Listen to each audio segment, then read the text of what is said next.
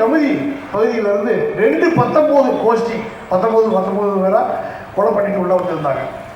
ஒரு 19 பேர் 4 கொலைக்கு பாத்தியப்பட்டவங்க, இன்னொரு 19 பேர் 8 கொலைக்கு பாத்தியப்பட்டவங்க. லீவு வாங்கும்போது சூப்பரண்டு ஹாலில் வரிசையில் இருப்பாங்கள, எனக்கு முன்னால் ஒருத்தர் நிற்கிறார். இவர் வந்து 19 கொலைக்கு 8 கொலைக்கு பாத்தியப்பட்ட ஒரு வரிசையில். அவர் நாங்களாம் ஃப்ரெண்டு தான், ஒன்றா தான் இருப்போம், ஒரு பிளாக்கில் தான் இருப்போம். சூப்பரண்டை பார்க்கும்போது துண்டை எடுத்து இப்படி கையில் போட்டு இப்படி நிற்கிறார். அது 8 கொலை பண்ணா உயர்ந்த ஜாதிக்கார். எதுக்கு லீவு கொடுப்பாங்க? அப்படி 8 கொலை பண்ண கம்பீரம் ஏன் இங்கே இல்லை? 8 கொலை பண்ணது முட்டாள்தனம். இங்க வந்து துண்டை போட்டிக்கிறது அதை விட முட்டாள்தனம். நீ என்ன நினைக்கிறாய்? இவன் தாழ்த்தப்பட்டவன்.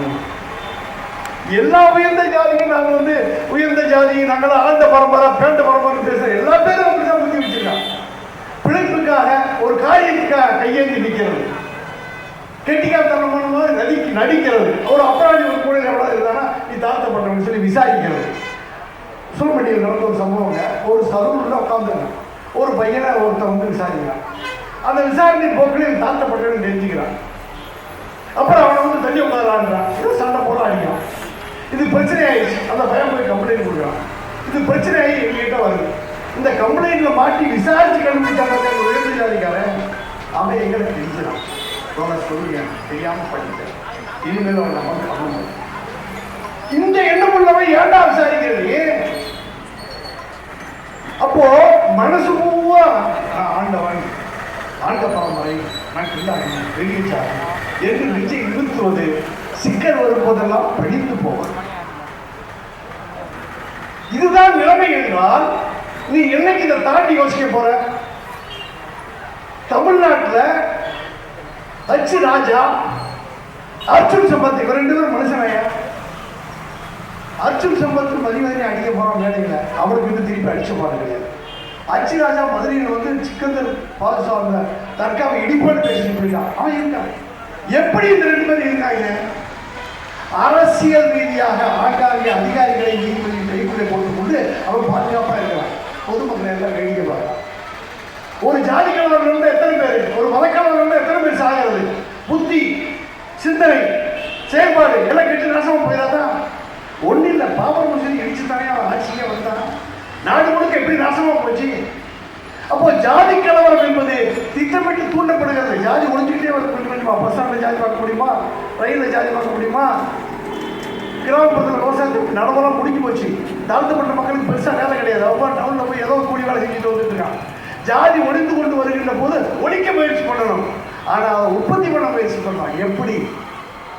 அதற்கு ஒரு கட்சி வச்சு, சாதி சங்கம் வச்சு, அதிலிருந்து குழப்பம் நடத்தி, அதுக்காக சில பேர் கைகூலி வேலை பார்க்கலாம். முன்னால பாரம்பரிய கட்சி என்னது? நேதாஜி கட்சி, இந்திய சுதந்திர போராட்ட கட்சின்னு பேரு. இப்போ அதை 15 பாரம்பரிய வச்சு 15 பேர் ஜாதி சங்கம் தான் வச்சிருக்காங்க. பேரு பாரம்பரிய கட்சி. எங்கேயாவது கலவரம் நடந்து அவனை போய் ஒட்டிட்டு நின்று அப்படி பேசுறது. இந்த கட்சிகள் எல்லாம் பிஜேபி கைக்குள்ளேயே சேர்ந்தாங்க. பிஜேபிக்கு எப்படி காலம் உள்ளது? சாதி சங்கத்துக்குள்ள உள்ள பூந்து என்னாலும் ஒன்னாலும் இருந்தாலும் நமக்கு தெரிய மாட்டேங்குது. பிஜேபி கட்சி எத்தனை கட்சி வச்சிருக்கான்? 15-20 கட்சி வச்சிருக்கான். கபடி சங்கத்துக்குள்ள ஒன்று நிற்கிறான், மாடு அவுத்து விட்டு அது கூட நிற்கிறான், பெண்களை புத்துக்குள்ள கேட்க வைக்கிறான். என்ன நீ செஞ்சாலும் அதில் பார்ப்பான். பார்ப்பன கட்சி அரசு பிஜேபி உள்ள நிற்கிறான். அதுக்குள்ள அந்த ஊருக்குள்ள எவன் காரியத்திரம் பண்ணானோ அவன் ஜாதி கட்சி வச்சிருக்கான அவனை பார்த்து அவனை பேசி சேர்த்துக்கிறான். இப்போ இவரெல்லாம் கூடி கூடி பேசுவது என்ன? தாழ்த்தப்பட்ட மக்கள் ஏதாவது பிரச்சனை பண்ணாலும் அவனை பிரச்சனை பண்ணுறான். இப்படி தாழ்த்தப்பட்ட மக்களை அடக்கி ஒடுக்கி பிரச்சனை பண்ணி இப்படியே ஒரு கருத்தை உருவாக்கி தமிழ்நாட்டுக்குள் பூந்து விடலாம் என்று ஆர்எஸ்எஸ் பிஜேபி திட்டமோடு செயல்படுறாங்க. இந்த சரியை புரிந்து கொள்ளாமல் தாழ்த்தப்பட்ட மக்கள் இதுக்காகவே போராடி சாமிகள், எங்களை அடக்கி ஒடுக்கி வைக்காதே, எங்களை வெட்டாதே, எங்களை சமமாக நடத்து என்று இப்படி ஒரு போராட்டம். அவர் ஜண்டியில் அப்படியே போயிட்டே இருப்பார். அப்படி அசால்ட்டா ஒரு பெரிய கட்சி ஆட்சி. இந்த ஆட்சியை எப்படி முடிவு கொண்டு வர வேண்டும்? இந்த சமுதாயம் தாழ்த்தப்பட்ட மக்களால் இருக்கிறது. அவர்களை அப்படியே வைத்திருந்தால் இந்த சமுதாயம் இப்படியே இருக்கும், நாசமா போயிடும். சமூகத்தில் மிகப்பெரிய மாற்றங்கள் நடக்கணும். சமூகத்தில் மிகப்பெரிய எழுச்சி நடக்கணும். சமூகத்தில் இந்த ஆர்எஸ்எஸ் பிஜேபி இந்த ராமராஜ்யம் இந்த பிற்போக்கு கும்பல் ஒழிக்கப்படணும். கார்பரேட் கொள்ளை தடுக்கப்படணும். அப்பதான் நம்ம தப்பிக்க முடியும் இல்லைங்களா? இதற்கு என்ன வழி? இதற்கு என்ன செய்ய வேண்டும்? அடக்கி ஒடுக்கப்படுகின்ற மக்களே, ஏதோ ஒரு சங்கத்தில் நீங்க சங்கமாக சேருங்க. கம்யூனிஸ்ட் சங்கத்தில் சேருங்க, இல்ல உங்களை நீங்க சங்கமாக்கிக்கீங்க. பிரச்சனை வரும்போது இந்த மாதிரி ஒன்றா கூடுவோம், பரிசீலிப்போம். நம்முடைய எதிரி எவனாக இருந்தாலும் எப்படி இருந்தாலும் அவனை எதிர்த்து இருப்போம். எப்படி? தேர்தலில் ஓட்டு போட்டு மட்டுமல்ல, எல்லா வழியிலும் அவனை எதிர்த்து வேண்டும்.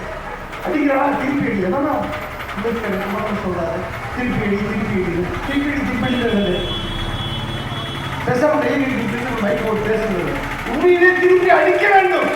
அப்படி ஒரு சூழ்நிலையில் நாம் சட்டங்கள் வலுப்பெற்றால் மட்டும்தான் நமது பிரச்சனைகள் மட்டுமல்ல, நாட்டு பிரச்சனை மட்டுமல்ல, தேசிய பிரச்சனையை முடிவு கொண்டு வர. அப்படிப்பட்ட ஒரு போக்கிலே எங்கள் மக்கள் அதிகாரம் கட்சி மக்களை பற்றி பேசுகின்ற போது அடிப்படையாக இருக்கக்கூடிய தாழ்த்தப்பட்ட மக்கள், சமுதாயத்தின் பெரும்பகுதியாக இருக்கக்கூடிய தண்ணீர் சரிபாதியாக இருக்கக்கூடிய பெண்களுடைய பிரச்சனை, இதற்கு முக்கியத்துவம் கொடுத்து இவர்களை அமைப்பாக்கி இவர்களை ஒன்று சேர்த்து பாசிச எதிர்ப்பு ஜனநாயக குடியரசு என்று ஒன்றை நாம் உருவாக்கி விட்டோம் என்றால் எப்பேற்பட்ட எதையும் அப்படி கூடுதல் ஒழிச்சிடும். அப்படி இல்லையா, அரசியல் சட்டம், அதிகார வர்க்கம், அரசியல் கட்சிகள் என்று அவர்கள் மேலிருந்து ஆட்டிக்கொண்டே இருப்பார்கள். நமக்குள் பிரிவினை நடந்து கொண்டே இருக்கும்.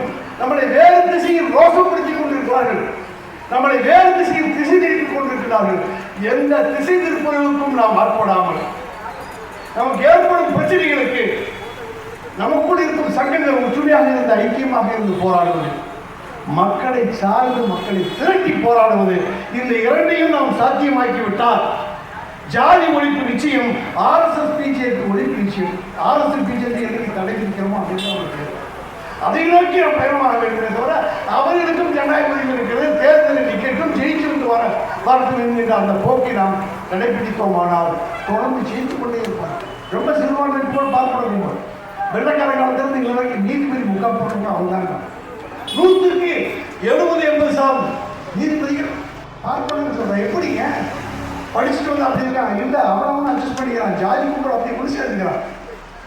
ஆக இந்த சமுதாயத்தில் பார்ப்பனியம் என்கின்ற தத்துவமும் சித்தாந்தமும் இந்து மதத்துக்குள் ஒளிந்திருக்கிறது. இந்து மதம் ஜாதியால் நிறைந்து கிடக்கிறது. எனவே இந்து மதத்தையும் பிஜேபியும் ஒழிக்காமல் தாழ்த்தப்பட்ட மக்களுக்கு ஒழுங்கு இல்லை. என்ன இந்து மதத்தால் ஒழிச்சிருக்கிறார்? இந்து மதம் எவ்வளவு பெரிய விஷயம், அது ஒழிக்க முடியுமா என்று நாம் கேட்கிறோம். நண்பர்களே, நாம் இந்துக்கள் இந்த விடுதலை என்ன செய்தார்? அது தன்னால போயிடுவது 3 சார். நமக்கு குலதெய்வம் இருக்கின்றன, குலதெய்வ வழிபாட்டு முறை இருக்கின்றது.